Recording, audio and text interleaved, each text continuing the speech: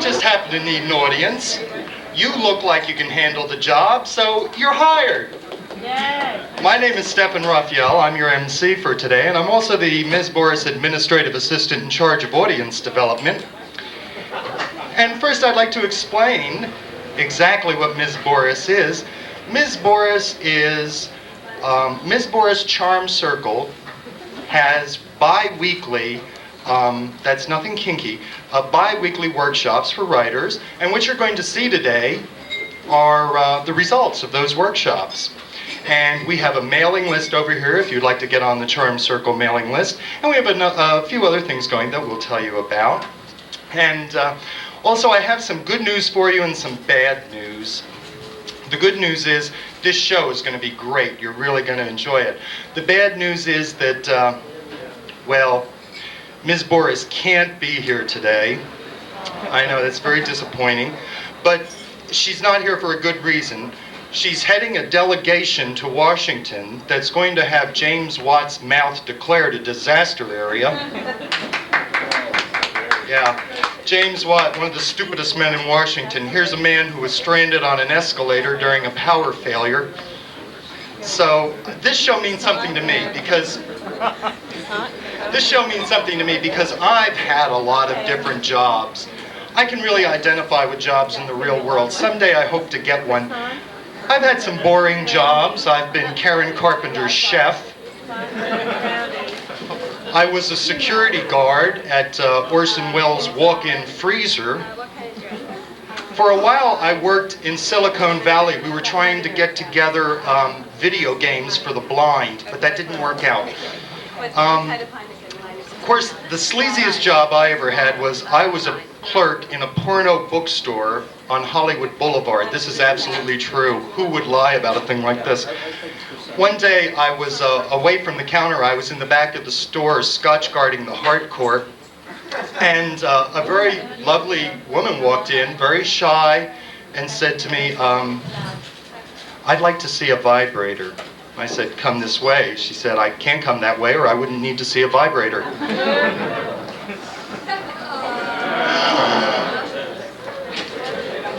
I'm not slightly X-rated, I'm a little X-rated.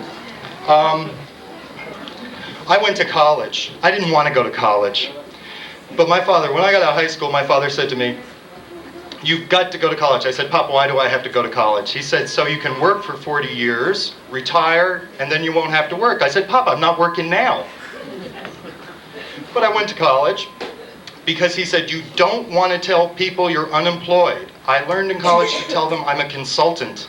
And I've been doing that ever since. I recently went back to school, though. I got my BU, Bachelor's in Unemployment, and I majored in sleeping late and minored in filling out forms. And I graduated nihilo cum este, which means with nothing to do. And I was looking, one of the things that we learned when I was in college, getting my degree in unemployment, was always check the want ads. So I checked today's want ads, and I thought, just in case there's anybody unemployed in the audience, I found 3 great ones today. This one says, Human Performance Coordinator.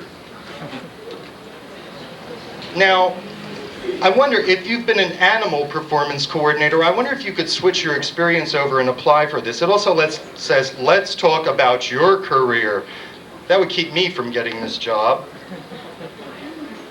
This other one here says, layout, counter. That's stupid. Who wants to lay out on a counter? My favorite, administrative assistant for small brain lab, part-time. Stimulating environment. I'm sure, all those small brains walking around. Good pay and benefits. Do you have access to the small brains? And it says, call Holly or Bob. And I don't want to talk to Holly or Bob.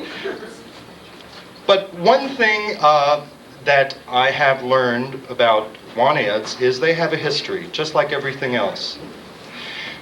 The first want ad was actually printed the day after Gutenberg invented the printing press. It read, wanted, printing press operator, minimum 5 years experience, references required. Well, let's get on into the show. And if you look at your program, you'll see that the first thing for your viewing enjoyment are 3 monologues.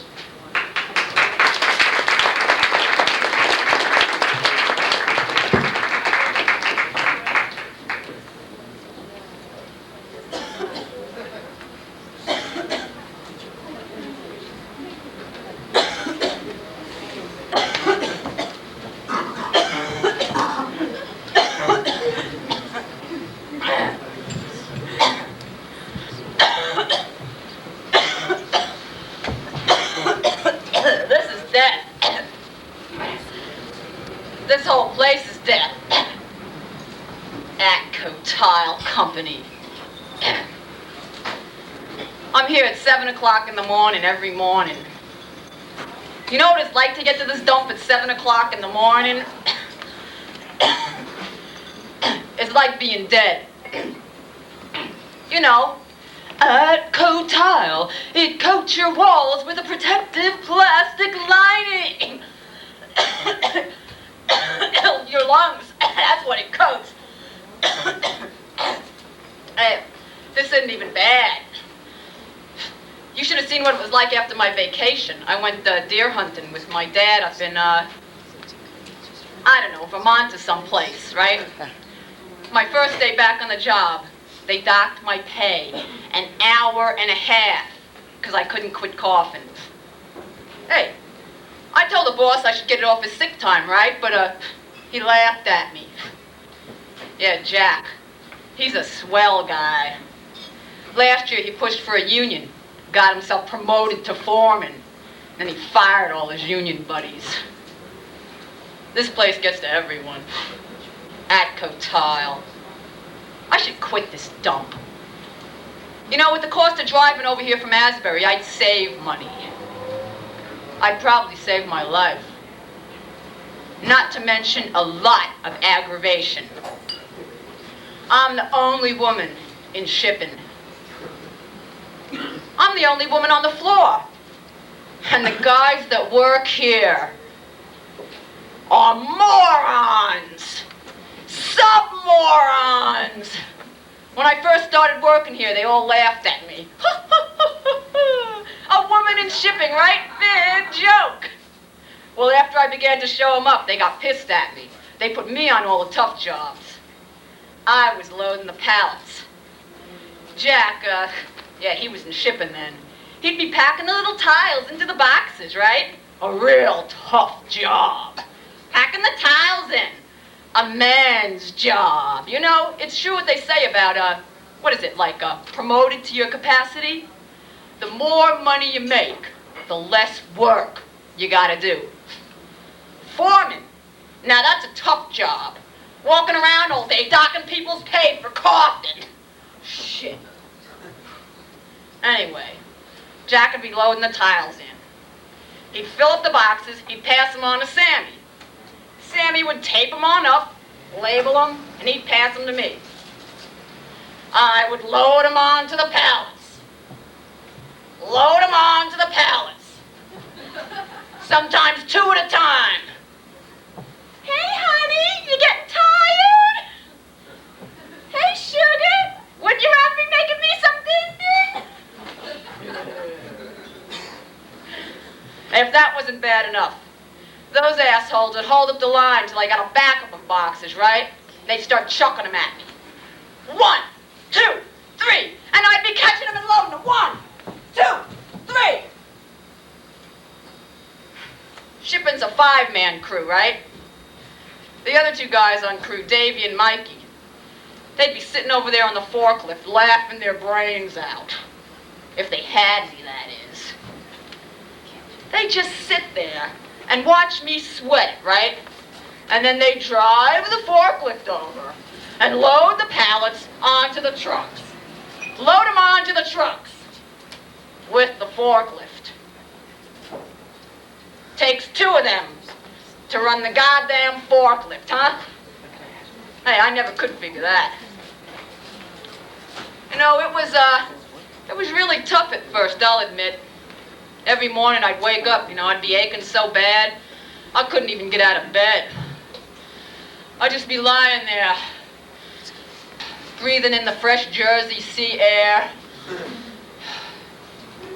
Every day I said, I'm gonna quit this dump and go over to Midland Glass. I thought of those guys, right? I came on in. It got easier, physically, anyway. And I finally did get some respect. Of course, I had to work twice as hard as any of them to get it, but I got some respect. I even got to be kind of like, one of the guys. That was kind of fun, for a while, being one of the guys. They invited me to sit with them at lunchtime, right? They always sat underneath the stairs eating their lunch so they could watch the secretaries going up through the grates. Hey, I don't know how they ever saw anything. Those girls held their skirts real tight going up, but they said they saw stuff. They'd be laughing and hooting and hollering and talking about what color underwear Carol had on and what size panties Linda was wearing. Shit, I don't know. Hey, from what I could tell, those girls always wore pantyhose. Hey, not that it makes any difference to me. Just 'cause I like to work physical, it don't make me no goddamn lesbo. I'd get myself a boyfriend if I could find one around this dump who wasn't such a sub-moron. I gotta get out of this place. I gotta get out of these factories, that's for sure. I just can't handle this shit anymore, All these lazy bastards here are making all the money. I'm goddamn sick of minimum wage. I want to make the money. Hey, I'm going to get on unemployment. Yeah, I'm going to get on unemployment. Get with a higher class of people. Hey, Jack. Hey, I quit. No, I'm not going to punch in today. I said I quit, you asshole. Yeah, you heard me right. Bring my paycheck over here so I can get out of this hole. Go tile. Suck on this.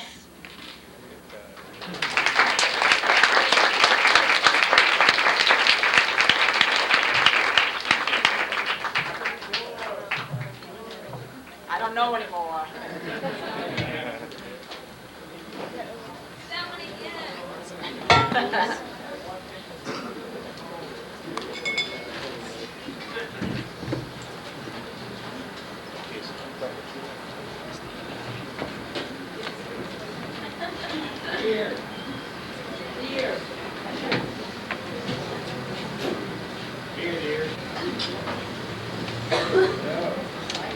It said I had to come up here.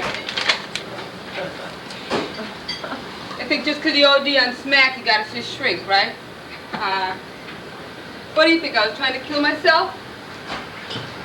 Shit, if I wanted to die, don't you think I would have done a better job? Jump off the bridge, shoot a hologram? I just wanted a good time, that's all. No self-destruction crap, no attention craving, nothing. It's a good time. Comprendez-vous? Hell, you doctors take more drugs than anybody.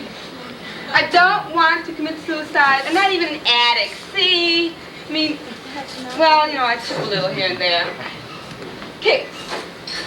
If I'd known I was going to end up here, believe me, I would have put a little less in the spoon. And what do you got there? Tape recorder or something?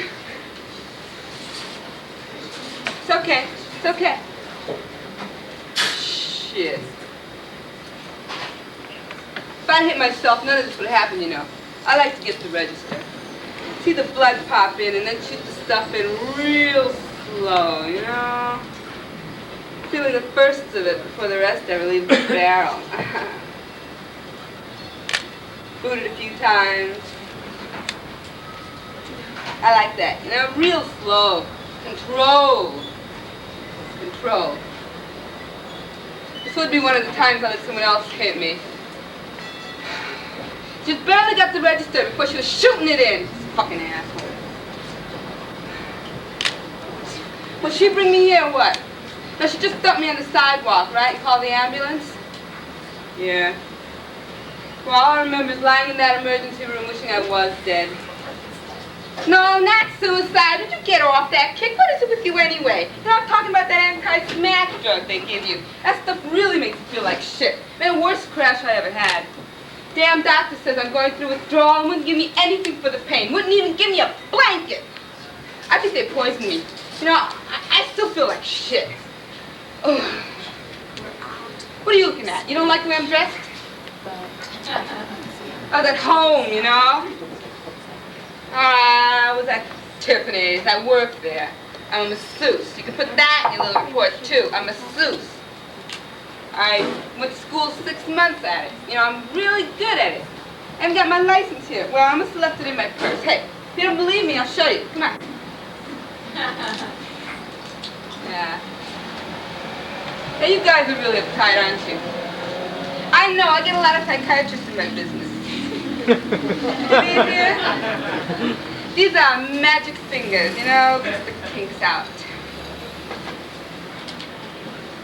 You think I'm shit, don't you? Let me tell you something, mister.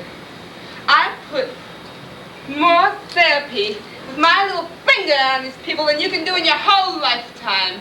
You think my job isn't therapy? Let me tell you, the guys who come to see me are really uptight. You know, they're always like looking around them and looking out the window and looking in the corners and everything. I mean, they're really uptight. I get them to relax. You know, I work out their frustrations, make them into new men. You know, when they leave me, they leave with a little piece of something. They leave a little piece of life. That's my business. Life. This is your business. Death.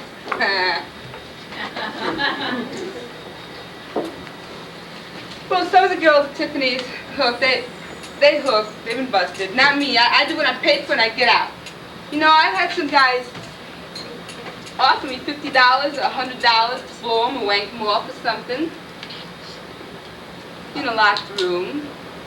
No one can know, I guess, eh? Easy money. I've been tempted, sure.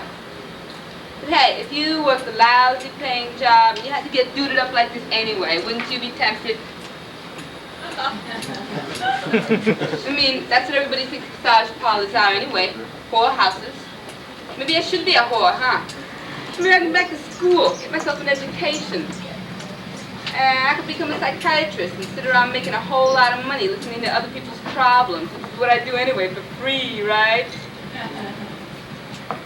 I told you already, I don't do it for money. What are you, a cop or something? I hook. I don't hook. Oh, boy. I'm a masseuse. And I don't want to commit suicide. I just took a little too much, that's all. God, you guys can't take a joke, can you? Boy. They told me down in emergency, all I have to do is tell you I wasn't trying to kill myself and I can get out, okay? I feel like shit. Can you dig that? I feel like shit and I want to go home. Now, can you sign that piece of paper already? What do you want from me, a confession? I do not want to commit suicide.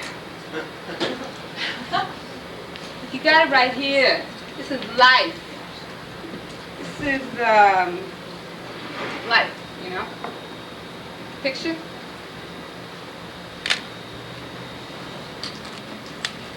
The dotted line. Right. And hey, if you want a little piece of it, you know you can find me.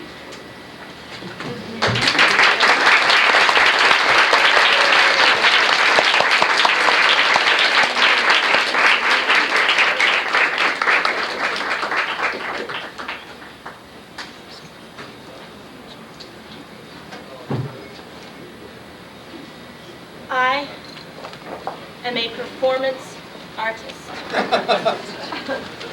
I've been doing art for about 2 years, ever since I moved to San Francisco. The art subculture here can be so tight. You have to conform to nonconformity. The most important thing, rule number 1, is everything is a secret.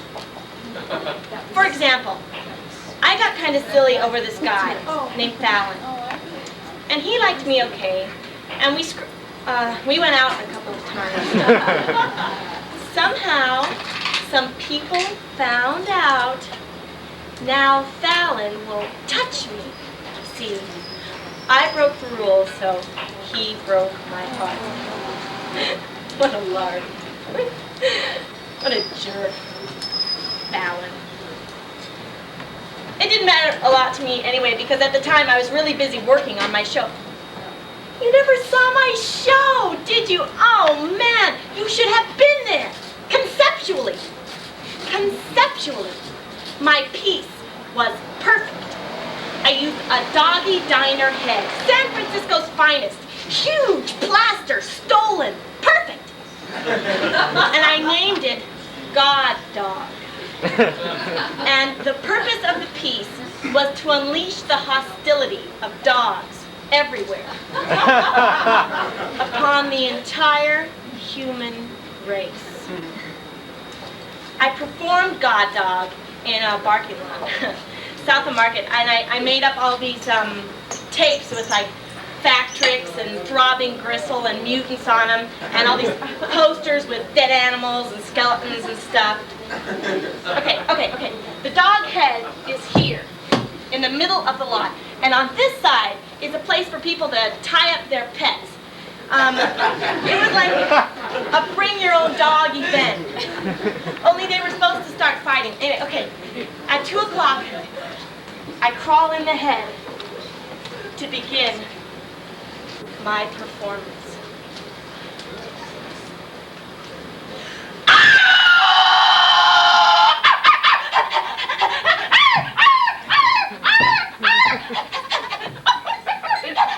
Man, you should have seen the level of art that I achieved. I died in that dog. And when it was over, I crawled out to have a look at my audience. All I could see was a beer stand. Fallon had set up a nice little beer stand. And everybody was drinking Fallon's beer and dancing to my tapes, and nobody heard a goddamn word that I said. Drunk on Fallon's beer. I was in that dog for practically 2 hours.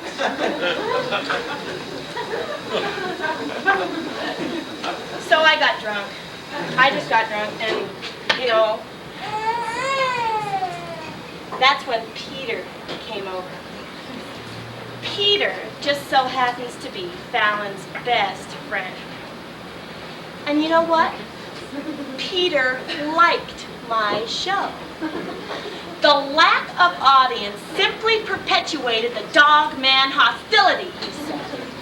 And that made my show a success. Well, I don't know how it happened, but somehow we ended up driving together out to Hunters Point somewhere to this factory. It was really dark. I was scared. He leads me in by the elbows. Where do they learn that anyway, the elbows? We started kissing. Ooh. Man, he was hot. He started to take off all my clothes, you know, and then I started to take off all of his clothes. He wanted to keep his pants on. I mean, come on. Don't you think that's taking the secret stuff just a little bit? I said, Peter, I don't want to do it with your pants on. He really didn't want to take them off. He was so nice. He looks me straight in the eyes and he asks, do you love me? It was just a joke, so I go, sure. He was great, much nicer than Fallon. Just before he drove off, he goes, just the two of us, he says. just between us two. A secret. That is a secret. So please, don't tell anybody. Okay?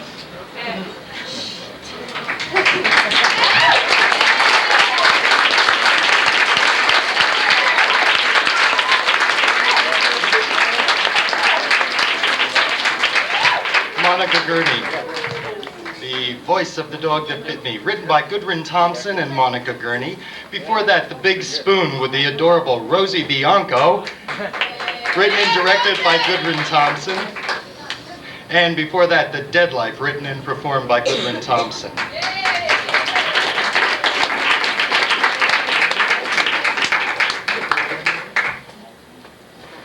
We're going to do microphone play here on stage.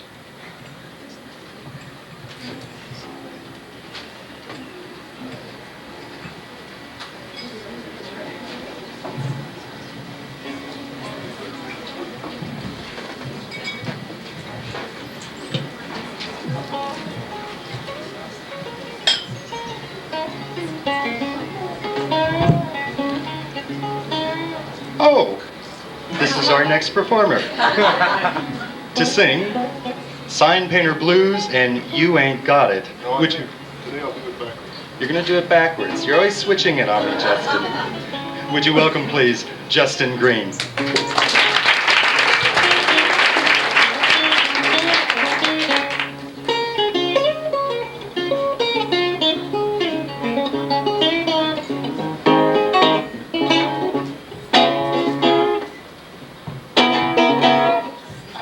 For his grocer, he paid me by check. He gave his word that it was good, but that check came bouncing back, boy. You ain't got it. You ain't got it. You ain't got that money until the check has cleared the bank. I had my baby undressed, laying on the bed. Girl jumped up, put on her robe. This is what she said. You ain't got it. You ain't got it. You ain't got my love until you drive it.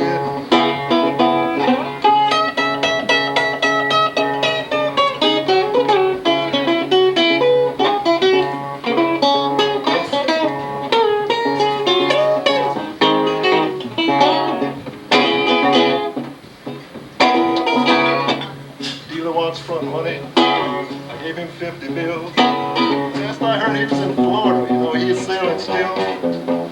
You ain't got it. You ain't got it. You ain't got that stuff on till it's in your body. You talk about Confucius and Mother Goose too. Chicken that's pecking his way out the egg, you want her till it's through, cause you ain't got it. You ain't got it. You ain't got that thing on till it's in your head.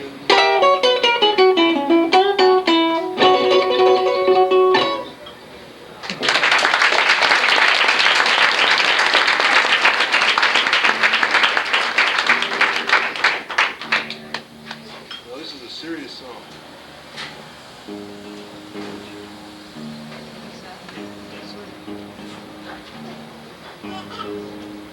It's so serious I have to get it.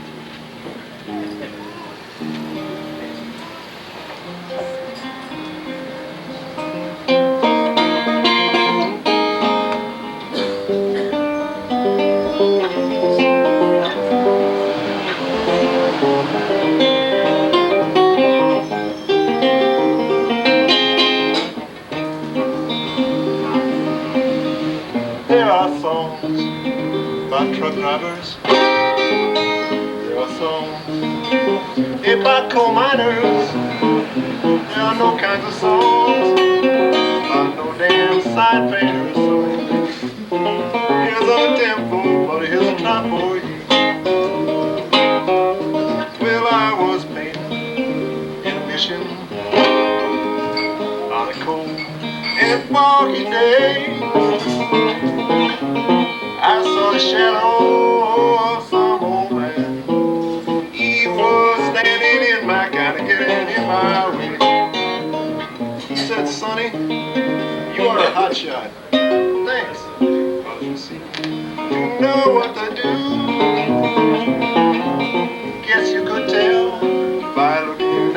shoes. I'm an old sign painter, I'm a sign painter. So what? All those years he was painting those signs, he never set no cash aside. Couldn't stay at the old people's home because he had way too much pride. Well, I bet when he died, probably be painting some sign. I lay that going on the lawyer's window, and I paid for the butcher too. You know, banker church will pay you with a check about 3 weeks later, but the Chinaman pays cash when you cash when you're through.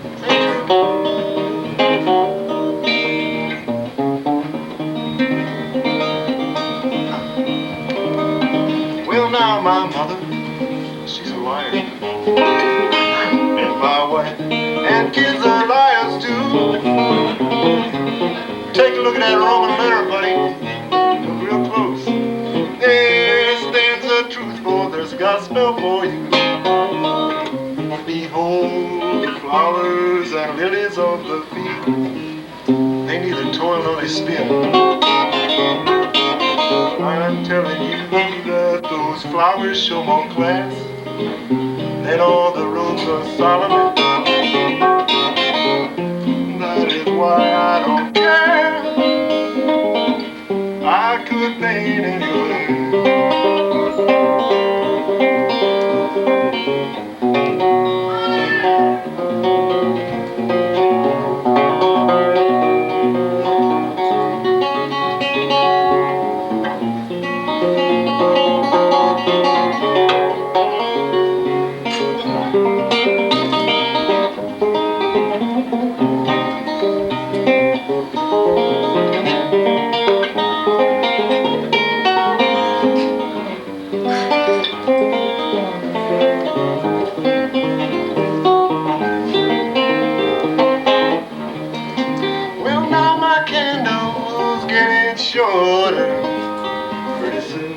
My time will come. If you got anything to say, just tell it to me now. Cause you turn around and might be gone.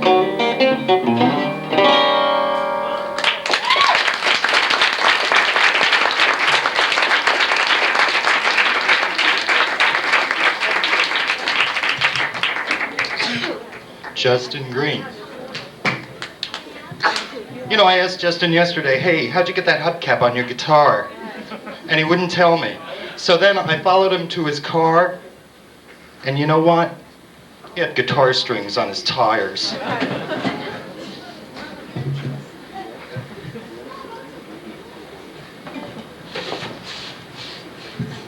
And now, it's welcome back to the 51st crowning of the 1983 Orange Queen. Those of you who've been with us all day long know that it's almost that time. The magic moment when the big orange balloon goes up and lets the world know we've chosen our Orange Queen for 1983.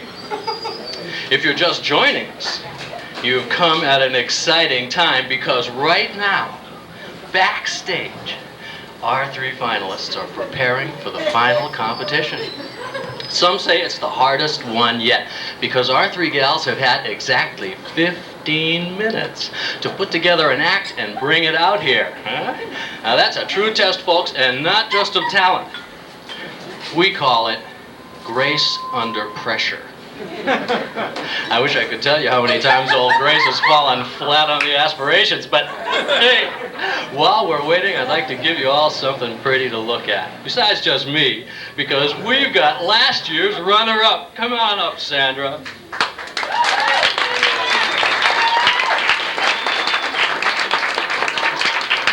Last year's queen can't be with us, unfortunately. She's on a tour of China. We're going to turn red china orange. But we've got number 2, Sandra Bennett. How are you, Sandra? Thank you, Bill. Red china orange. That's cute, Bill. Real cute. But I was wasn't really number 2. There's lots of excitement back there, Sandra, so why don't you tell us about it? It really is exciting, Bill. Why, those girls are working like little beavers on their act. And I think it's going to be... It'll be a fine one, too, I'm sure. Damn fine. You get it? Yeah. I'm as excited as they are. It all takes me back to my first competition.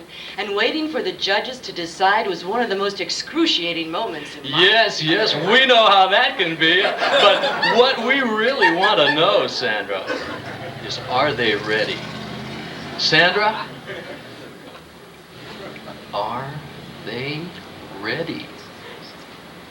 They are ready, Bill. Right then, let's bring them on out here.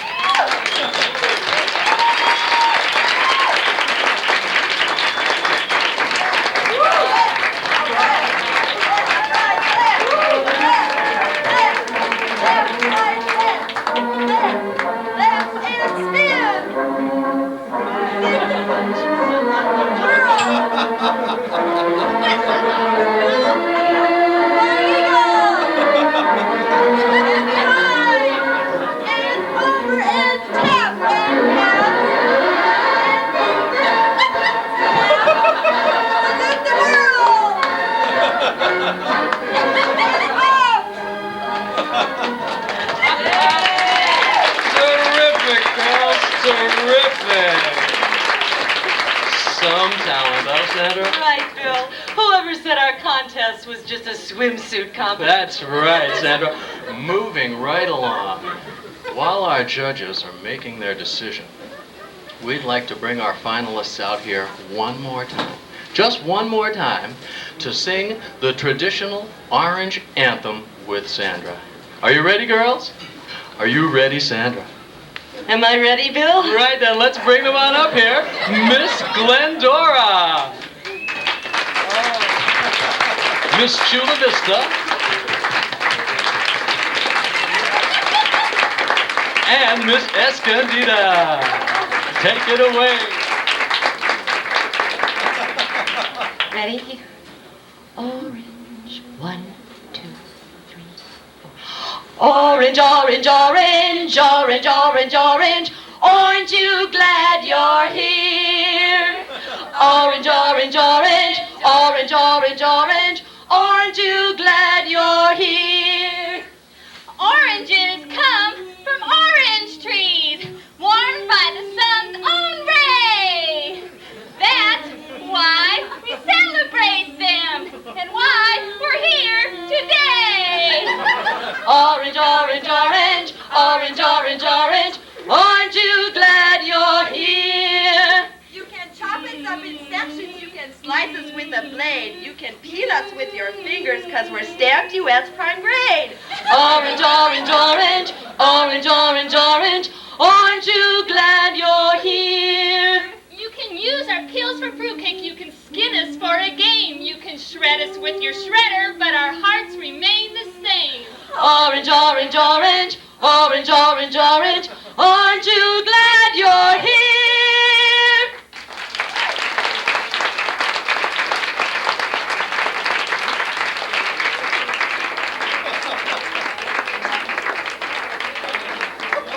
I wouldn't mind squeezing that for breakfast sometime. Could we move on, Bill? I'm so excited. Yes, indeedy, Sandra. Moving right along to that moment we've all been waiting for. The moment when the judges make that all-important decision? That's right, Sandra. When they pick the Orange Queen, huh? Can you stand it, Sandra? Can they stand it, Bill? Well, you did, Sandra. Yes, but it wasn't easy. But worth it, I'd say. I think... tell us, Sandra, how being Orange Queen runner-up has changed your life. Well, I moved to Florida for one thing. I met my husband there. He had one of the biggest orange orchards in Orlando. We had such a sweet life until... I'm sorry, did he... divorced. After only one season. It could have worked out. I think our judges are ready now. Could we have the envelope, please? Here it is. Oh, that's it. The excitement is at a fever pitch, huh? Are you ready, girls? Huh? Are you ready, Sandra? Oh my God, no. Listen, folks, starting with our second runner-up. This lucky gal will receive a year's supply of frozen orange juice, huh? Bravo! But that's not all, because she also gets a trip to the sun capital of Arizona. Whoa, the fun in the sun. And last but not least, a complete wardrobe from the Oranges and Apples boutique in Culver City. Huh? Well. And she is... Go ahead. Okay, friends, it's Miss Escondida, Tommy Ruth Feldman. Come on up here, Tommy Ruth. Fantastic. You know, like being in the finals is one of the most exciting things that's ever happened to me. I don't even know what I'm doing here. Boy, my sister's gonna die. What about my ball team, the Aces? What are the guys gonna think about this? Hey, fellas, is this a home run or is it? I'd say. Boy, my family's gonna fall over and die, though. You know, I wasn't even in the contest, but my sister broke her leg, so she couldn't. Just speechless, ladies and gentlemen. Sandra, what do you think about that? I know just how she feels. I remember my first competition. Just that I never thought of myself as a beauty queen type before. Not like my sister. Boy, she's gorgeous. I see. Sandra, why don't you show Tommy Ruth to her place over there in the winner's circle? That's right. While we move along to our first place runner-up. Next best thing to being first, right, Sandra? Right, Bill. I know the excitement backstage is tense right now. I remember how I felt, and I... Prizes for being number 2 include a full tuition paid year to the community college of her choice. Oh, don't laugh, because it's not a free ride anymore. Plus, clothes from the orange vendor of Pasadena. And a cash prize of $1,000 tax-free dollars. Huh? Makes losing a little bit easier, wouldn't you say, Sandy? I don't think anything makes losing easy, Bill. And she is our first runner-up, ladies and gentlemen. It's Miss Chula Vista. Come on up here, Morgan Whitefield. Oh, look. What an occasion this is. She's so happy she's crying, ladies and gentlemen. What do you think about that? I'm not crying because I'm happy. You don't know anything.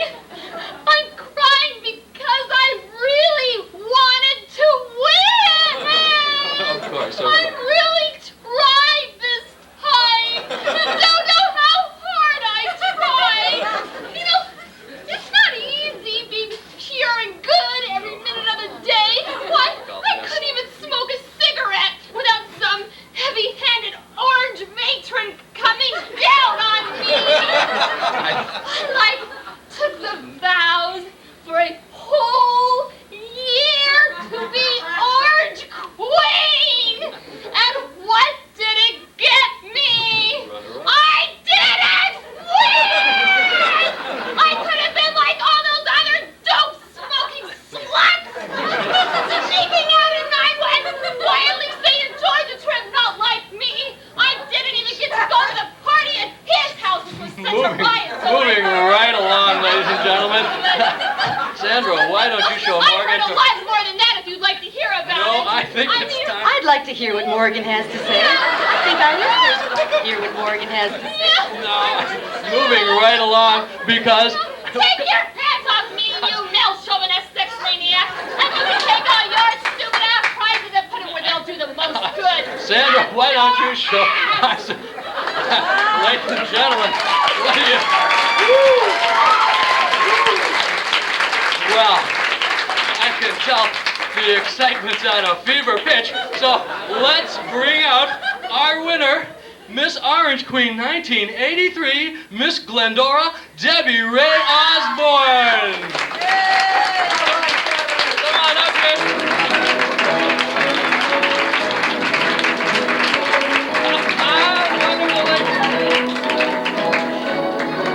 fantastic. Doesn't she look beautiful, ladies and gentlemen? Oh my, oh my. Oh, yes. Here we go. Oh, we made it! You've kept me going. You've been with me all the way. You've helped me climb those mountains, one by one by one. And now I'm here. We're all here. We are here. How I love you all. Didn't you know I'd win?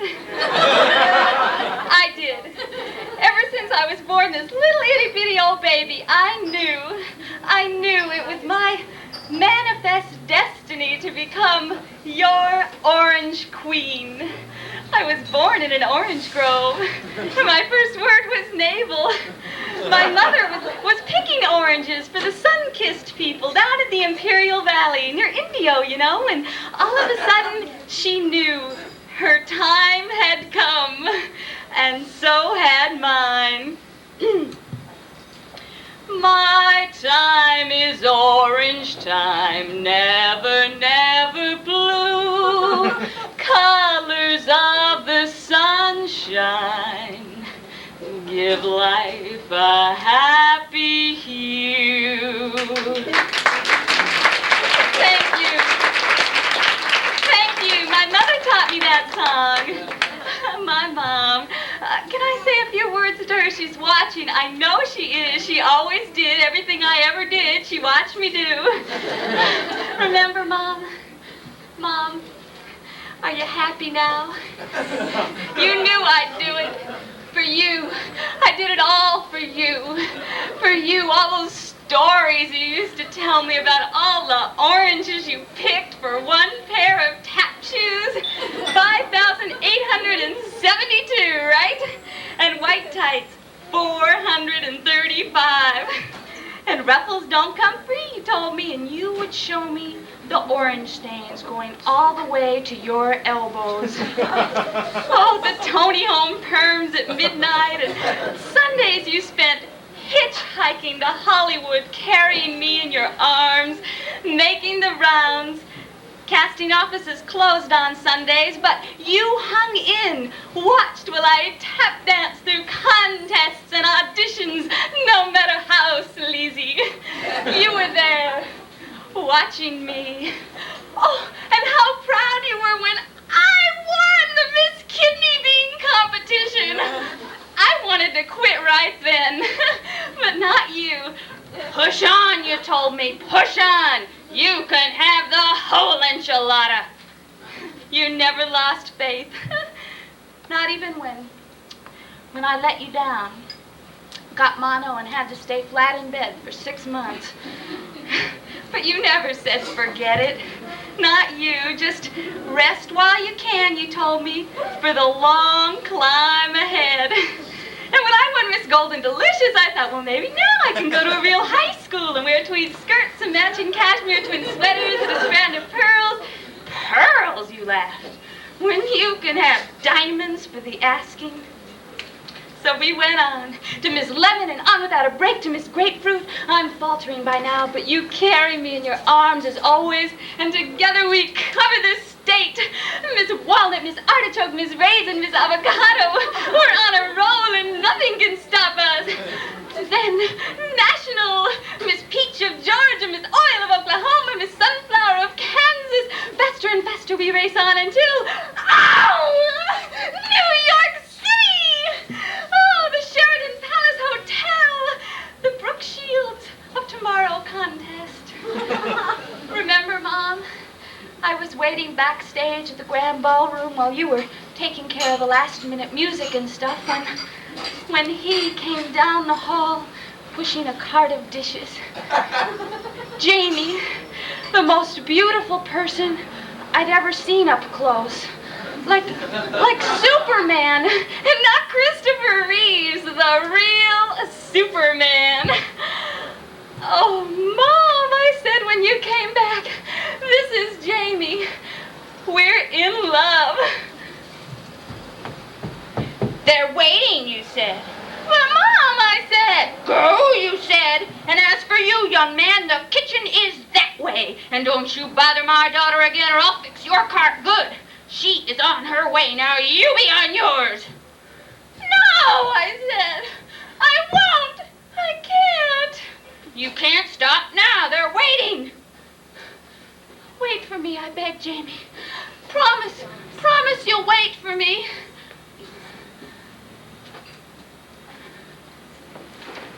Well, I won the contest. But when I came back, Jamie was gone. Mama, you said he didn't even say goodbye. That's how men are, you said. Then you said, the time has come. Orange time. But I've got to find him, I said. You can't leave me, you said. The doctor said. No, I said he didn't say nothing. Orange Queen, you said. Then I'll die happy. Oh, Mom. You had all the faith, all the energy, all the desire. You were the whole orange. This crown should be on your head. It's heavy, Mama. It's really heavy. I don't know if I can carry it.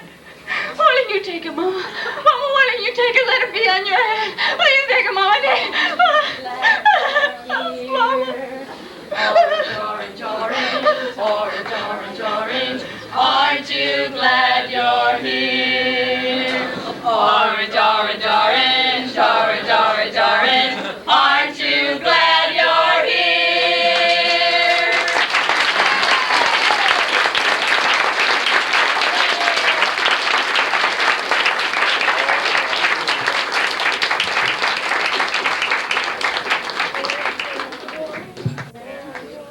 The Coronation of the Orange Queen, written by Lee Brady. Directed by Mary Kessler. Featuring Dennis McIntyre, Debbie Gwynn, Jean Flynn, Lisa Simon, Marie Schell.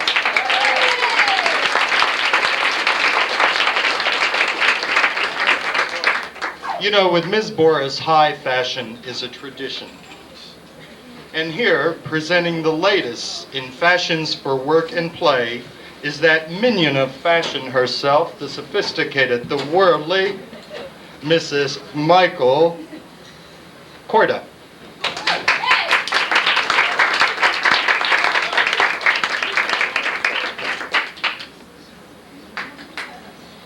Hi, I'm Michelle Korda.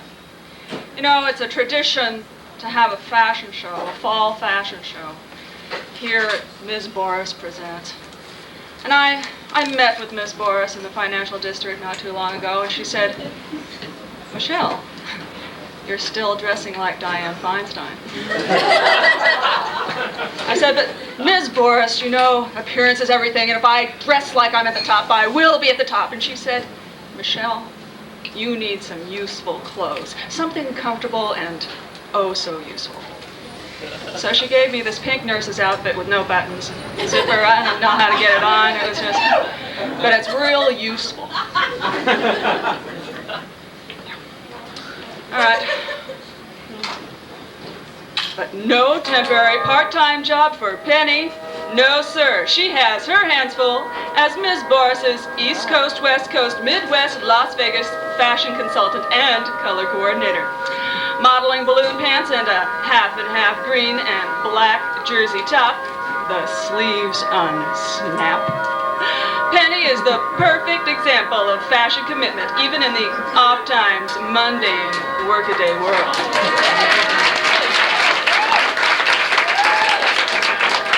A monkey keeper at the San Francisco Zoo, Eileen is definitely top banana. There's nothing apish about this Joshua Simon ensemble in two-piece work washable cotton.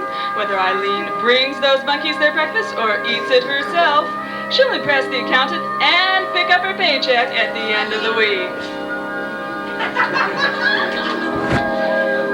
Working as a bouncer at the Kabuki Theater isn't easy. After work, Carol prefers to drink hot sake at the local sushi bar in her Japanese peasant pants and fishnet top. As Ms. Boris says, night work need not be boring. A motto we can all live by. And well, golly, we don't know what Peggy's job in the real world was, but it landed her behind bars. True to fashion, even as an inmate, prisoner Peggy models this French prison pant with accompanying sleeveless jacket ensemble. A high security must, even in the poshest institutional settings. From her famous 7-car garage and carriage house comes Sheila, Ms. Boris's own personal car mechanic and chauffeurette. Like a shiny new Porsche, Sheila's red camouflage army jacket and dyed turquoise jumpsuit is fine-tuned and timed right. Who says car mechanics have to look greasy? They can look blue.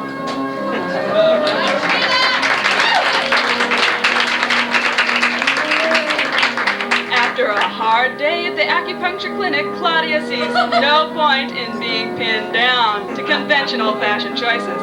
She prefers to twirl around town in this dusty rose tunic, layered with an extra large silkscreen t-shirt in 100% cotton. How about that, huh?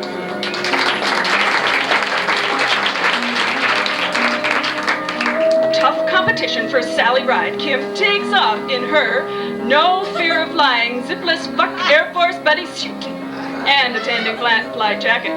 For women with the right stuff, Kim's space-proof outfit will take you through countdown and beyond.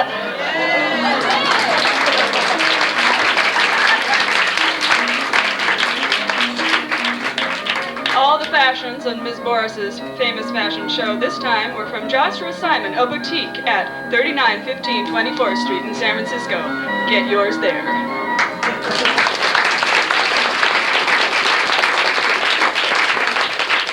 Michelle Corda, a.k.a. Katie O'Neill, and the Ms. Boris models were Eileen Gross, Sheila Kelly, Peggy Parrish, Carol Shoup-Sanders, Claudia Smesler, Kim Teven, and Penny Wallace. And there seems to have been one missing, but whatever. Annie Hall, right. Annie Hall was missing. Oh, she went to see Zelly.